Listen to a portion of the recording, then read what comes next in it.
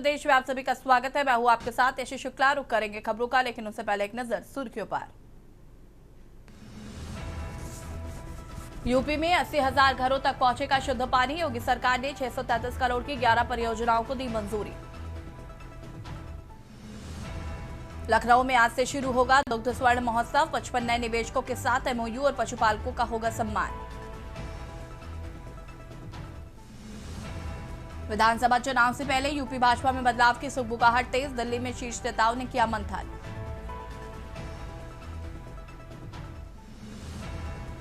UP drug inspector भर्ती में राज्य सरकार के नियम रद्द। हाईकोर्ट की लखनऊ पीठ ने कहा सिर्फ केंद्र सरकार की योग्यता नियम होंगे मान्य।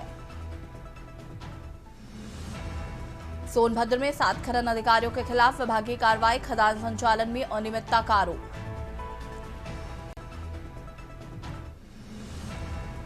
यूपी में पुरानी गाड़ियों की खरीद बिक्री के नियम बदले। अब डीलरों को अधिकृत प्रमाण पत्र लेना होगा अनिवार्य। 5 साल होगी वैधता।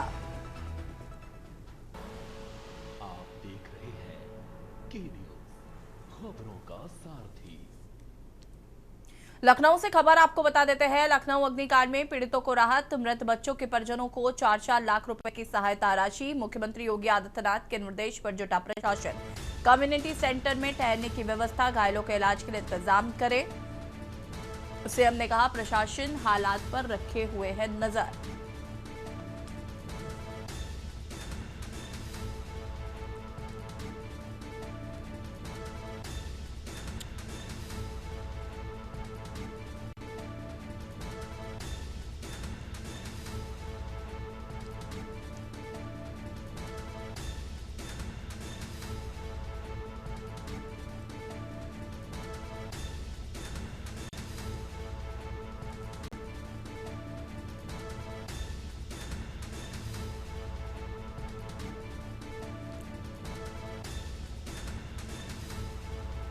मृत बच्चों के परिजनों को 4-4 लाख रुपए की सहायता।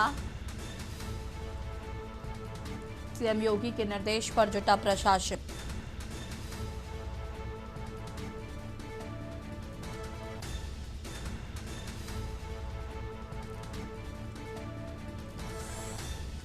सीएम योगी के निर्देश पर जुटा प्रशासन।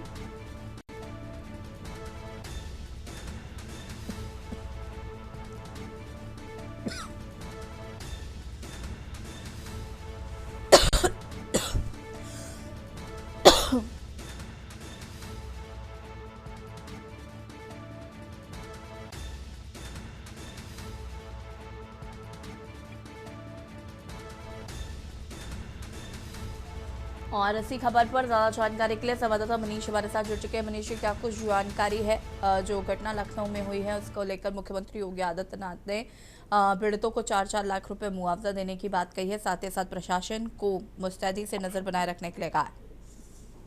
जी बिल्कुल, अगर देखा जाए जिस प्रकार से लखनऊ में जो अग्निकांड देखने को मिला, बहुत ही सारी जो है झुग्गियां उसमें जल गई थी और 2 बच्चों की मौत हो गई थी, और जिसके चलते जो है उत्तर प्रदेश के मुख्यमंत्री योगी आदित्यनाथ ने इसका संज्ञान लेते हुए जो है उनको सहायता राशि के तौर पर जो है 4-4 लाख रुपए जो है मुआवजे देने के आदेश दिए गए हैं। साथ ही साथ मुख्यमंत्री के द्वारा जो है आला अधिकारियों को जो है आदेश दिया गया है कि वहां पर किसी प्रकार से किसी भी लोगों को जो है किसी प्रकार की कोई प्रॉब्लम नहीं होनी चाहिए। उनको खाने पीने से लेकर के उनके रहने तक की जो है पूरी व्यवस्था की जानी चाहिए। इसी के तहत जो है जो प्रशासनिक अधिकारियों ने जो है कम्युनिटी सेंटर में उनके रहने की व्यवस्था की गई है और साथ ही साथ उनके खाने की व्यवस्था भी सरकार के द्वारा की गई है। तो कहा जा सकता है जिस प्रकार से मुख्यमंत्री ने पूरे मामले का संज्ञान लिया है, जहाँ पर सैकड़ों की संख्या में जो है झुग्गियां जल करके राख हुई थी, काफी बड़ा नुकसान हुआ,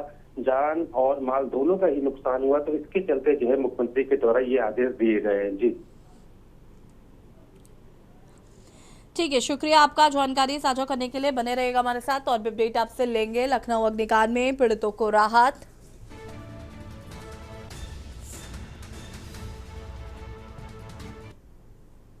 लखनऊ से खबर, जहां पर अटल आवासीय विद्यालयों ने रचा इतिहास। पहले सीबीएसई बोर्ड परीक्षा में 93.15% परिणाम। वाराणसी प्रयागराज ने हासिल किया 100% रिजल्ट। मेधावी छात्रों ने भी लहराया परचम। आजमगढ़ के संगम यादव बने टॉपर। 97.6% अंक हासिल कर किया कमाल। अनुशासन, डिजिटल लर्निंग समग्र विकास का नतीजा। 50 से ज्यादा छात्रों ने 90% से अधिक अंक प्राप्त किए हैं। योगी सरकार की महत्वाकांक्षी योजना ने दिखाया दम।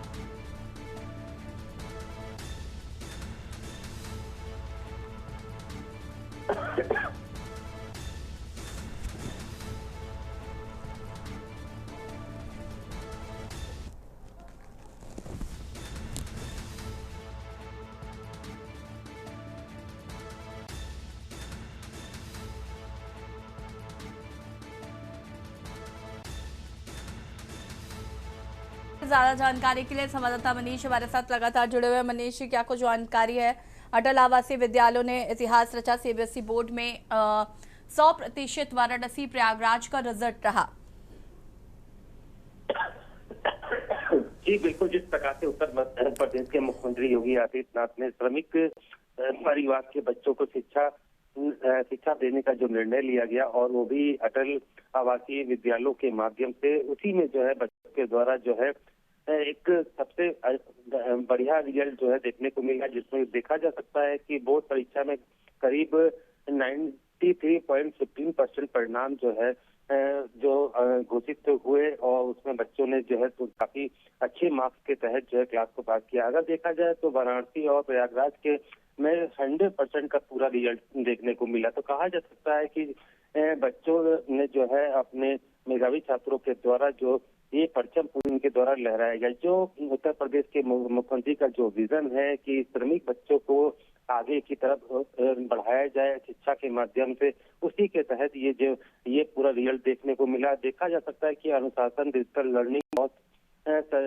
समग्र विकास का नतीजा है ये, जिसमें 50+ छात्रों ने जो है 90% से भी अधिक अंकों को जो है प्राप्त किया है। तो कह सकते हैं कि जो उत्तर प्रदेश के मुख्यमंत्री की योजना है वो जो है कहीं ना कहीं पूरी तरीके से कामयाब होती हुई नजर आ रही है। जी, कार्य साझा करने के लिए बने रहेगा हमारे साथ, और भी अपडेट आपसे लेंगे।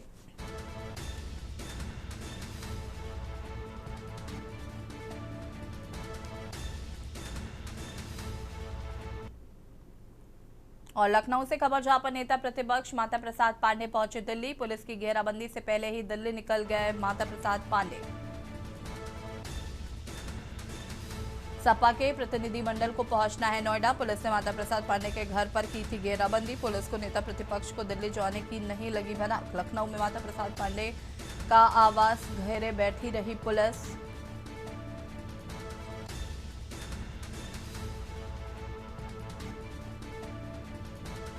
और इसी खबर पर ज्यादा जानकारी के लिए संवाददाता मनीष हमारे साथ लगातार जुड़े हुए हैं। पुलिस की घेराबंदी से पहले ही मनीष, नेता प्रतिपक्ष माता प्रसाद पांडे दिल्ली पहुंच गए। जी बिल्कुल, अगर देखा जाए जिस प्रकार से नोएडा में जो फैक्ट्री के जो कर्मचारियों के द्वारा जो है वेतन को लेकर के जो है काफी बड़ी घटना देखने को मिली, काफी बड़ा नुकसान और पुलिस और उनके बीच में पथराव देखने को मिला, जिसमें काफी लोग घायल भी हुए, जिसके चलते जो है पुलिस ने कई लोगों को जो है अपनी हिरासत में और गिरफ्तार भी कर रखा है। जिस प्रकार से पूरे इस मामले में जो है, हालांकि जो जांच के तहत ये निकल करके आ रहा है कि इसमें पाकिस्तान हैंडल के माध्यम से इस पूरे मामले को जो है उग्र रूप में प्रवर्तित किया गया। लेकिन जिस प्रकार से उत्तर प्रदेश के विपक्षी दल के जो नेता प्रतिपक्ष है माता प्रसाद पांडे और उनका दल जो है नोएडा पहुंचना था, जिसके चलते जो है पुलिस के द्वारा जो है उनके घर की पूरी तरीके से घेराबंदी कर रखी गई थी। लेकिन उनके पुलिस वहां पर उनके घर के बाहर तैनात रही। लेकिन जिस प्रकार से नेता प्रतिपक्ष जो है दिल्ली पहुंच गए, और देखा जा सकता है कि पुलिस बैठी रह गई और माता प्रसाद पांडे के द्वारा जो है उनको वो दिल्ली पहुंच के अपने प्रतिनिधिमंडल में शामिल हो गए। अब ये देखना है कि उनको नोएडा पहुंचना है। नोएडा में जो पीड़ित है, जो घायल है, और उन लोगों से जो नौकरी पेशा है, जिनकी जो मांगे हैं, उनसे मुलाकात करनी है। अब देखते हैं, देखना है कि यहाँ लखनऊ से निकलने में तो कामयाब हो गए, अब दिल्ली से नोएडा पहुंचने में उनको किन परिस्थितियों का सामना करना पड़ता है। वहां पर भी माना जा रहा है कि उनको जो है नोएडा में प्रवेश करने पर रोक लगा रखी गई है। अब ये देखना है कि उनको ये कामयाबी नोएडा पहुंचने में मिल पाती है या नहीं। आपका जानकारी साझा करने के लिए बने रहेगा हमारे साथ, और भी अपडेट आपसे लेंगे।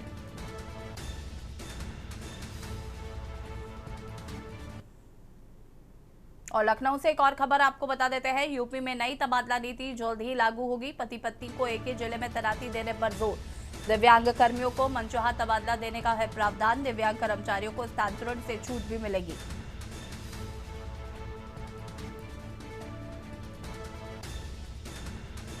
दिव्यांग आश्रितों वाले कर्मियों को भी राहत। जिले में 3 साल, मंडल में 7 साल का कार्यकाल तय। लंबे समय से एक ही पटल पर तैनात कर्मियों का होगा ट्रांसफर। बता दें कि विभाग अध्यक्षों को तबादले के लिए मिलेगा 1 महीने का समय। यूपी में नई तबादला नीति जल्द ही लागू होगी। और इसी खबर पर ज्यादा जानकारी के लिए संवाददाता मनीष लगातार हमारे साथ बने हुए। मनीष, का कुछ जानकारी है? यूपी में नई तबादला नीति जल्द ही की जाएगी लागू। जी बिल्कुल, अगर देखा जाए तो उत्तर प्रदेश के मुख्यमंत्री के द्वारा जो गाइडलाइन तैयार की गई हैं कि 15 जून से शुरुआत ट्रांसफर प्रक्रिया की होगी और ये 1 महीने ये प्रक्रिया चलती है, जिसके चलते जो है इस बार सरकार के द्वारा जो है तबादला नीति में कुछ बदलाव करने की पूरी तैयारी है। जिस प्रकार से पति पत्नी को जो है एक ही जिले में तैनाती पर जो है जोर दिया जा रहा है, तो इसको लेकर के भी जो है शासन के द्वारा जो है तैयारी की जा रही है। वहीं दिव्यांगों और कर्मचारियों को भी मनचाहा तबादला देने के लिए भी सरकार जो है पूरी रणनीति बना रही है। जिस प्रकार से देखा जा सकता है, जिले में 3 साल और मंडल में 7 साल का ये कार्यकाल जिसका पूरा हो जाता है, उन्हीं के जो वो लोग ही अपनी ट्रांसफर प्रक्रिया में जो है भागीदार हो सकते हैं। वो अपने ट्रांसफर के लिए 3 जिलों को चुन सकते हैं। तो कहा जा सकता है कि जिस प्रकार से जो है ये पूरी तैयारी की जा रही कि ट्रांसफर प्रक्रिया में कुछ बदलाव किए जाएं, जिससे कि कर्मचारियों को जो है राहत मिल सके, साथ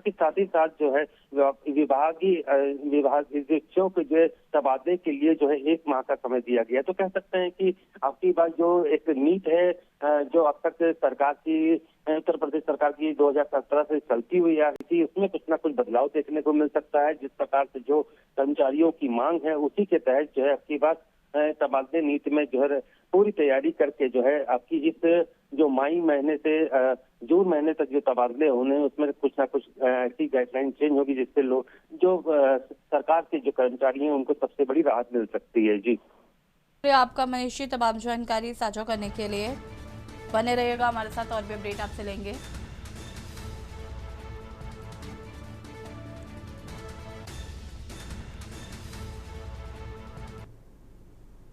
और लखनऊ से खबर, राहुल गांधी की नागरिकता मामले में सुनवाई। हाईकोर्ट की लखनऊ बेंच में आज सुनवाई होगी। याचिकाकर्ता ने पत्र के लिए समय मांगा। कोर्ट ने समय देने की अर्जी स्वीकार की थी। एमपी एमएलए कोर्ट के आदेश को दी गई थी चुनौती। 28 जनवरी को एफआईआर की मांग खारिज हुई थी। बता दें कि दोहरी नागरिकता विवाद से जुड़ा है ये पूरा मामला।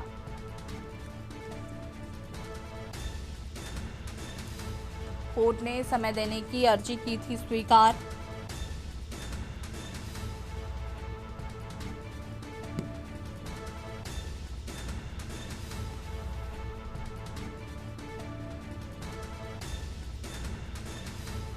अट्ठाईस जनवरी को एफआईआर की मांग हुई थी खारिज।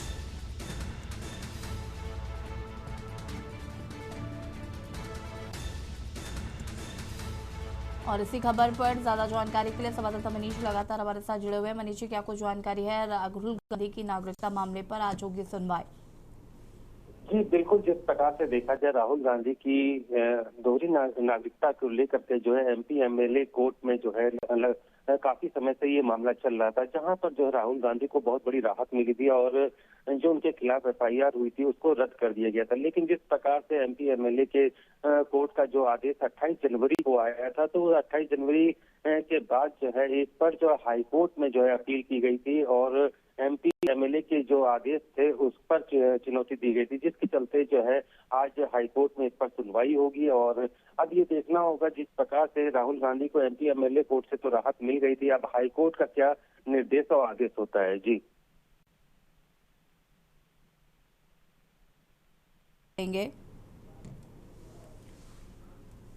मनीष जी, शुक्रिया आपका जानकारी साझा करने के लिए। बने रहिएगा हमारे साथ, और भी अपडेट आपसे लेंगे। याचिकाकर्ता ने शपथ पत्र के लिए मांगा था समय।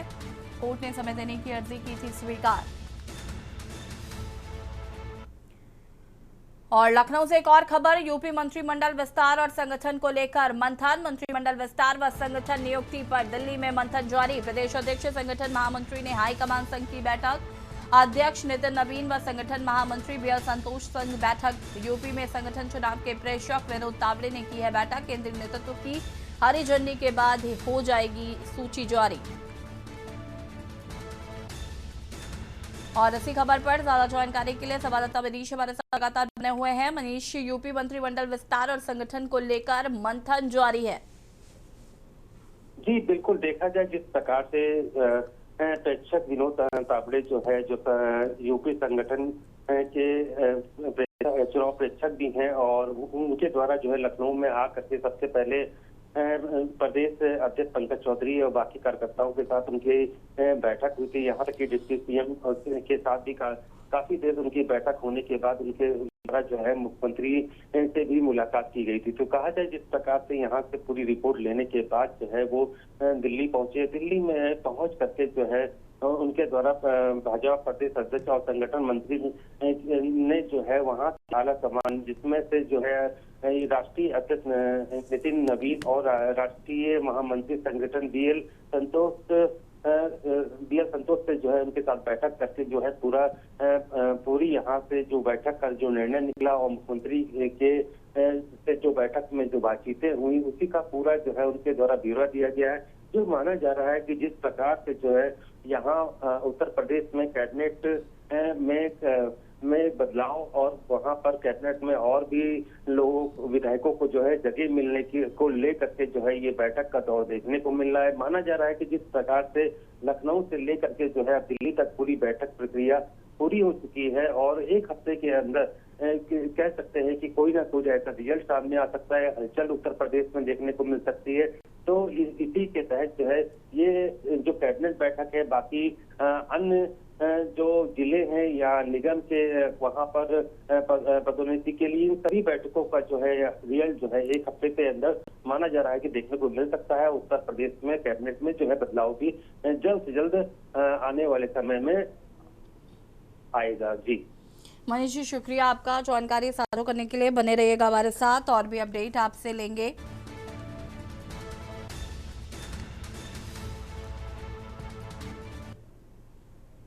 और लखनऊ से एक और खबर, स्मार्ट प्रीपेड मीटर मामले में आयोग ने मांगा जवाब। उपभोक्ताओं के घर पर जबरन स्मार्ट प्रीपेड मीटर लगाने का यह मामला। यूपी विद्युत उपभोक्ता परिषद की याचिका पर जवाब तलब किया गया है। यूपीपीसीएल अध्यक्ष और एमडी से मांगा गया है जवाब। 10 दिन के अंदर स्मार्ट प्रीपेड मीटर मामले में जवाब तलब। और इसी खबर पर ज्यादा जानकारी के लिए संवाददाता मनीष लगातार हमारे साथ बने हुए हैं। मनीष, क्या कुछ जानकारी, स्मार्ट प्रीपेड मीटर मामले में आयोग ने जवाब तलब किया है? देखा जाए जिस प्रकार से स्मार्ट प्रीपेड मीटर को लेकर के जो है लखनऊ वासियों के अंदर काफी गुस्सा देखने को मिला है। लगातार जो है इस पर जो है बवाल भी हो रहा है, जिस पर जो है एक निर्देश आयोग के द्वारा जारी किया गया था कि जो भी उपभोक्ता जो है प्रीपेड मीटर लगवाना चाहता है वही उससे कोई कंपलसरी नहीं होगा, जिसको लेकर के जो है उत्तर प्रदेश के जो मंत्री हैं AK शर्मा, उनसे भी मेरी बातचीत हुई थी और बातचीत के दौरान उनके द्वारा इस बात को गोल मटोल उनके द्वारा किया गया था। उनके द्वारा ये कहा गया था कि उपभोक्ता परेशान ना हो या उनके पास जो बिल आ रहा है तो किसी न किसी उपभोक्ता के पास 2 महीने का जो बिल है, लेकिन उस समस्या का समाधान निकाला जाएगा। स्मार्ट मीटर जो है लोगों के लिए बहुत ही अच्छा है, लेकिन इस बात को जो है उत्तर प्रदेश की जनता मानने को तैयार नहीं है। लखनऊ के लोग जो है इसमें परेशानी से, क्योंकि इसमें बिलिंग जो है काफी बढ़ चढ़ के आ रही है। ये समस्या सबसे बड़ी देखने को मिली। इसी के तहत जो माना जा रहा है कि 10 दिन के अंदर जो है स्मार्ट मीटर मामले में जो है जवाब तलब किया गया। आयोग ने इस पूरे मामले में जवाब मांगा है कि आप उपभोक्ताओं को जबरन जो है प्रीपेड मीटर लगाने के लिए कैसे आप प्रेशर डाल सकते थे। अब ये देखना है कि इसमें किस प्रकार से जो है जवाब दिया जाता है। अब आयोग ने जो है पूरे इस मामले को जो है संज्ञान लिया है। जी शुक्रिया आपका जानकारी साझा करने के लिए मनीष जी। और बता दें यूपीपीसीएल अध्यक्ष और एमडी से मांगा गया है जवाब। उपभोक्ताओं के घर पर जबरन स्मार्ट प्रीपेड मीटर लगाने का यह मामला है। यूपी विद्युत उपभोक्ता परिषद की याचिका पर जवाब तलब।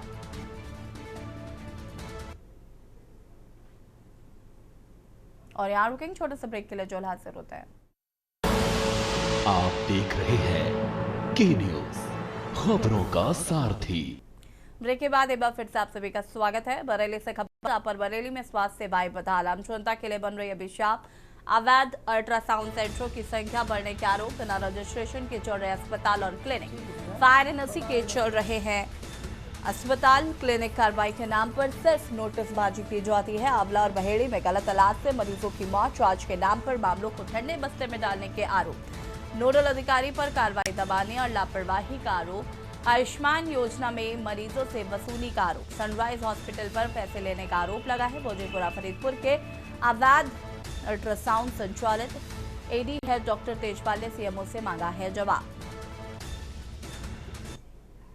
इसमें सीएमओ बरेली से जो है इसमें जानकारी प्राप्त करके आवश्यक कार्रवाई सीएमओ के स्तर से करवाई जाएगी।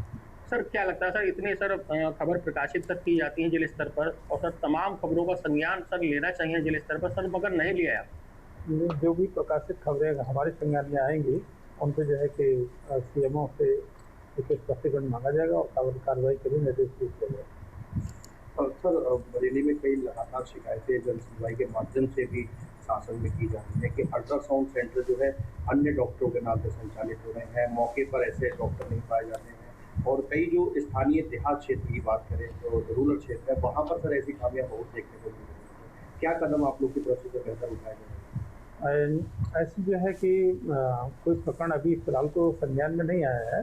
अगर कोई विद एविडेंस, अगर कोई साक्ष्य के साथ में कोई प्रकरण संज्ञान में आता है तो उसमें कार्रवाई के लिए लिखा जाएगा। और खबर उत्तर प्रदेश में फिलहाल आता है। देखते रहिए के न्यूज इंडिया। नमस्कार।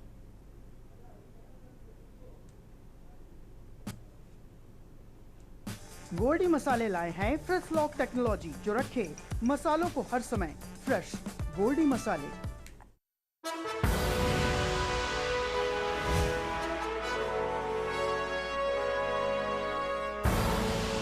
आप देख रहे हैं के न्यूज, खबरों का सारथी।